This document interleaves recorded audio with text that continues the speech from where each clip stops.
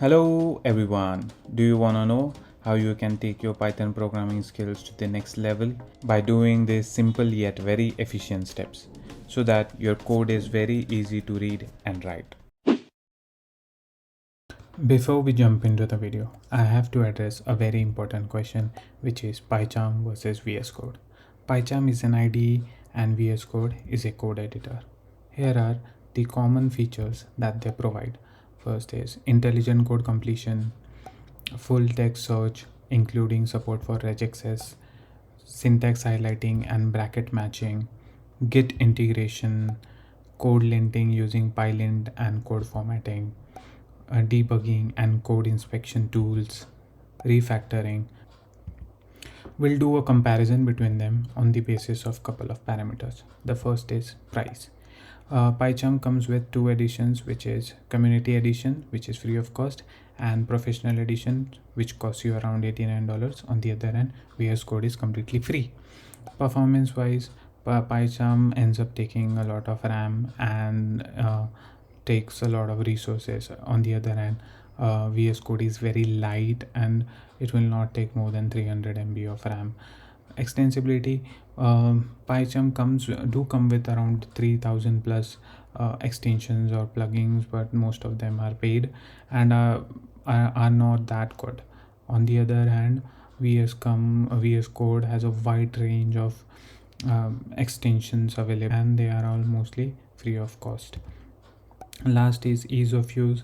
If you work on Pycharm, it does take a lot of time to understand because it is overwhelming at times because of the number of features that it provides, and you might not even use them on the regular basis, like advanced refactoring and all, and it is even hard to configure few of the settings as well. On the other hand, VS Code is very easy to configure and play with the settings. So for me, VS Code is the winner. Most important extensions in VS Code. Python and Pylons extension must be already installed in your VS Code, as these are must in order to run Python code. But a very handy extension called auto docstring. Docstring will help you to better document your code to make it more readable. Docstring quickly generates a docstring snippet that can be tabbed through. It lets you choose between several different types of docstring. This is the extension.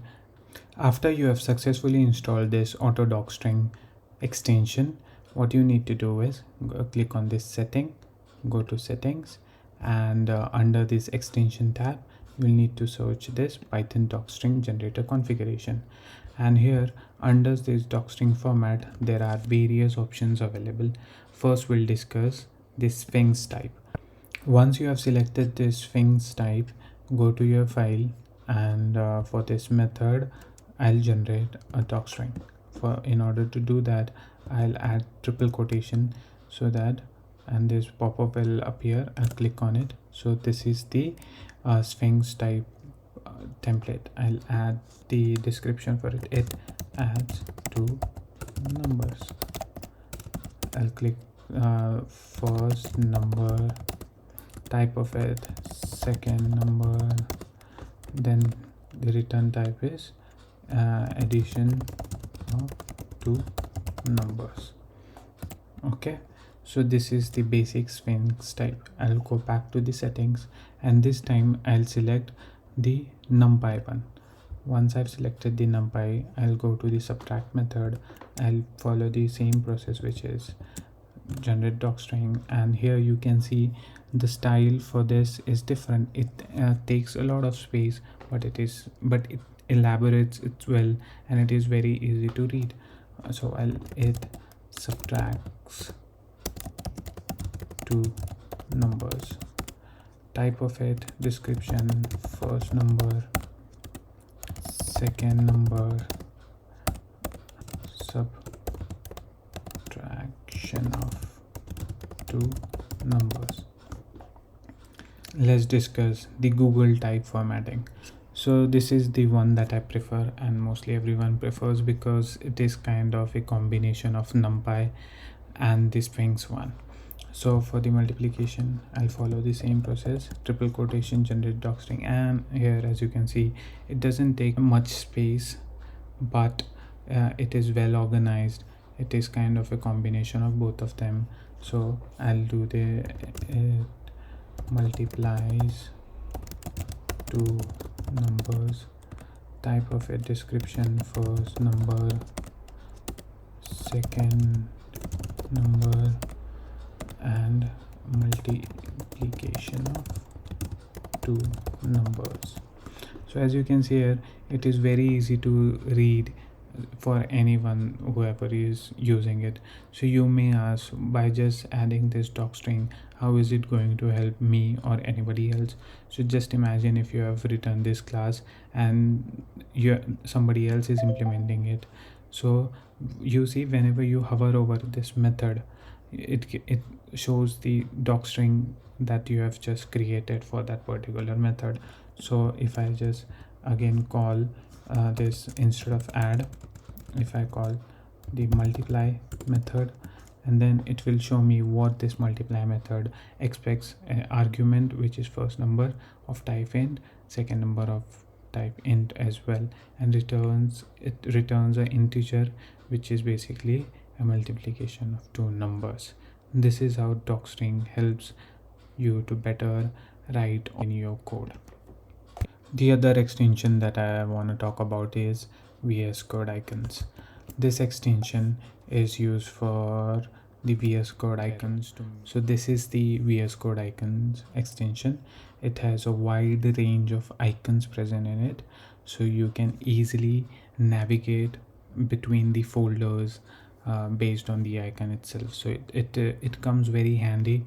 Once you have installed it, an option for setting the file icon will appear. Click on it and set the theme as VSCode icons.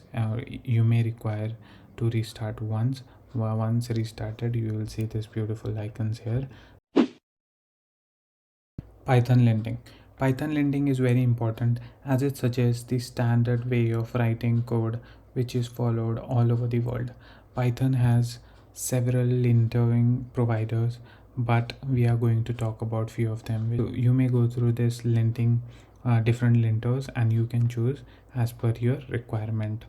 I'll show you how linting can actually make a difference in the way you write code. To enable linting, click on this manage icon, go to settings, and here you can configure your settings for workspace. I've configured it for this workspace, so I'll select the workspace icon and I'll switch to JSON method. So if you can see here, there are a number of settings that I've already added just to save some time. To enable linting for Python, you will need these two settings. So here the important setting is python.linting.enabled, set to true. And if you want to change the provider for it, basically I am using pylint, but if you want to use for some reason pydoc, then your pydoc style enabled. Or if you want to use flake 8 args, then you can use that as well. So it is actually as per your requirement. So I prefer pylint enabled because it is the oldest one and mostly everyone all over the world follows this, so that is why I prefer it. So if I make it false here, so that means there's no linting. As you can see, in this whole project there are no errors. But if I make it true and I save it, as you can see here, it is asking me that this is unused super float imported for typing. And if I remove this as well, so it will say that missing module docstring, because this file we haven't provided any module for it. And if we remove this as well for this class setting, it will tell us that missing class docstring. So it comes in very handy, so that the basic styling and all, it helps us to maintain a standard that is used across the world. Type checking. It analyzes your code and lets you know the warnings or errors from your code depending on the level you have selected.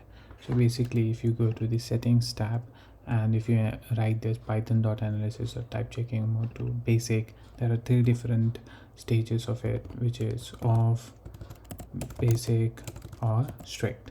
So basic means like there are warnings that it will show for the typing related issues, and if you set it to strict, so it adds few more parameters for the type checking, and as you can see here, it will throw an error instead of the warning. Code formatting. Formatting is one of the most important aspect. As you write code, you want the code editor to make it look pretty and readable. There are a couple of things that you need in order to achieve this thing. Now that we are in the settings tab, you will need to add these lines: editor to format on save, which is file, format on save true, formatting dot provider black. There are other formatting providers such as autopep 8, which is basically the default one, but I prefer the black formatter.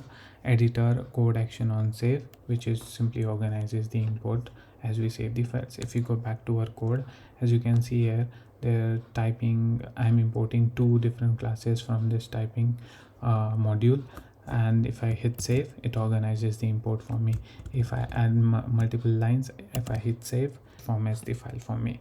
So that is the magic of code formatting. Color customization. The last thing that I want to talk about is color customization.